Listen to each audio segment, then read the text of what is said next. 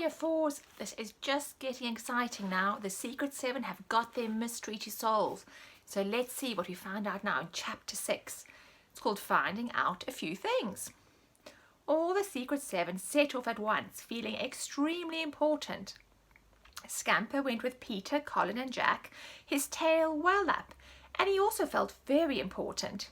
He was mixed up in a mystery with a society. No wonder he turned up his nose at every dog he met. They left Pam and George at the corner, looking rather worried. The two looked at one another. "How are we going to find out who owns the house?" said Pam. "Ask at the post office," said George, feeling that he really had got a very bright idea. "Surely, if the house is owned by someone who has put it in a caretaker, there must be letters going there." "Good idea," said Pam, and they went off to the post office. They were lucky enough to see a postman emptying the letters from the letterbox outside. George nudged Pam. "Come on, we'll ask him." They went up to the man. "Excuse me," said George, "could you tell us who lives at the old house down by the stream? You know, the empty house there." "How can anyone live in an empty house?" said the postman. "Don't ask silly questions and waste my time. You children, you think you're so funny, don't you?" "We didn't mean to be funny or cheeky either," said Pam in a hurry. "What George means is, who owns the house? There's a caretaker there, we know. We just wondered who the house belongs to." "Why, thinking of buying it?" said the postman, and laughed at his own joke. The children laughed too, wishing the man would answer their question. "How would I know who owns the place?" he said, emptying the last of the letters into his sack. "I never take letters there except to old Dan the caretaker, and he only gets one a month, his wages maybe. Better ask the estate agents over there. They deal with houses, and they might know the owner, seeing as you're so anxious to find him." "Oh, thank you," said Pam joyfully, and the two of them hurried across to the estate agents. "We might have thought of this ourselves," said Pam, "but I say, what shall we say if the man here asks why we want to know? You only go to an estate agent if you want to buy or sell a house, don't you?" They peeped in at the door. A boy of about 15 sat at the table there, addressing some envelopes. He didn't look frightening. Perhaps he would know, and he wouldn't ask them why they wanted the name of the owner. They went boldly in. The boy looked up. "What do you want?" he said. "We've been told to ask who owns the old house down by the stream," said George, hoping the boy might think that the grown-up had sent him to find out. Actually, it was only Peter, of course, but didn't say why he should say so. "Well, I don't think that house is on the market," said the boy, turning over the pages of a big book. "Do your parents want to buy it or something? I didn't know it was to be sold." The two children said nothing because they didn't really know what to say. The boy went on turning over the pages. "Ah, here we are," he said. "It's not for sale. It was sold to a Mr. J. Hollycoff some time ago. Don't know why he doesn't live in it, I'm sure." "Well, does Mr. Hollycoff live anywhere else?" asked Pam. "No, his address is 64 Haycombe Street, Coventry," said the boy, reading it out. "Course, I don't know if he lives there now. Do your people want to get in touch with him? I can find out if this is his address now, if you like. He's on the telephone at this address." Oh, no, thank you," said George hastily.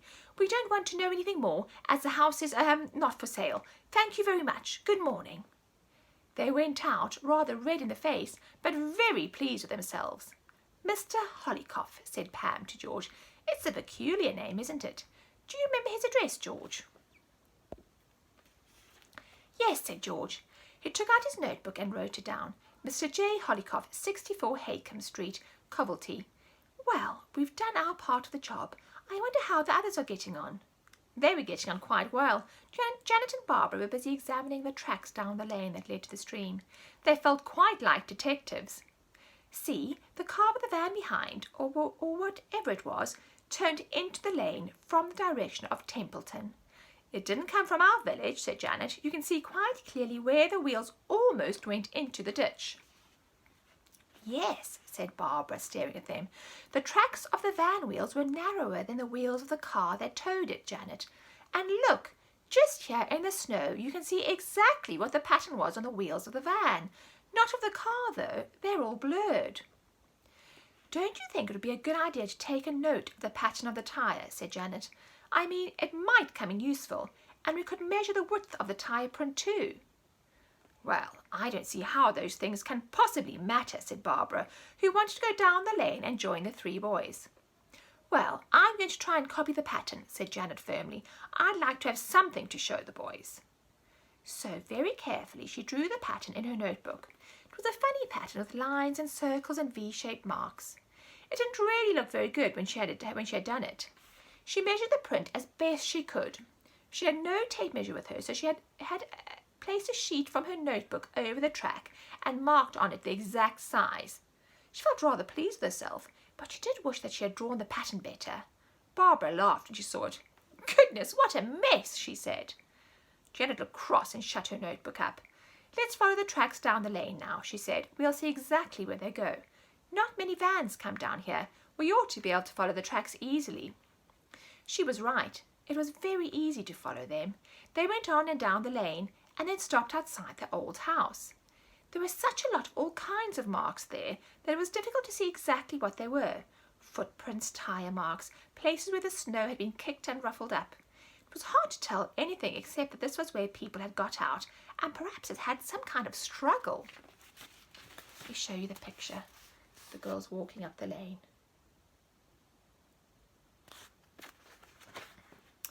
Look, the tyre marks leave all this mess and go on down the lane, said Janet.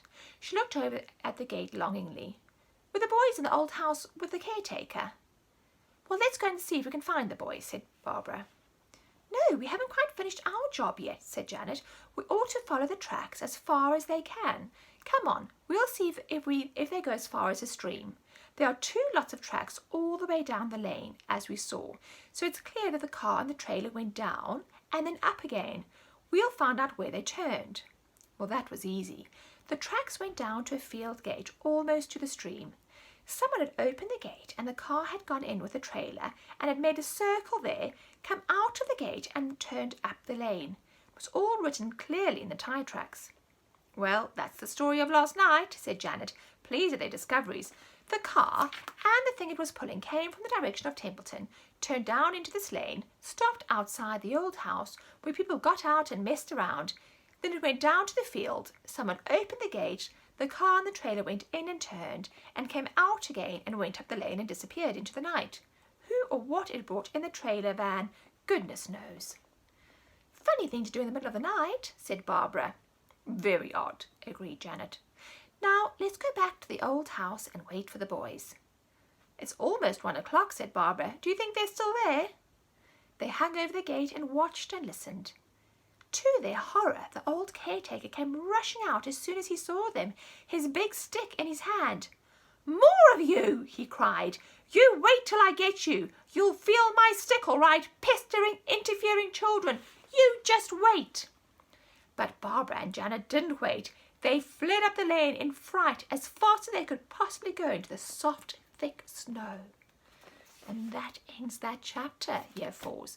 I will see you tomorrow for chapter 7.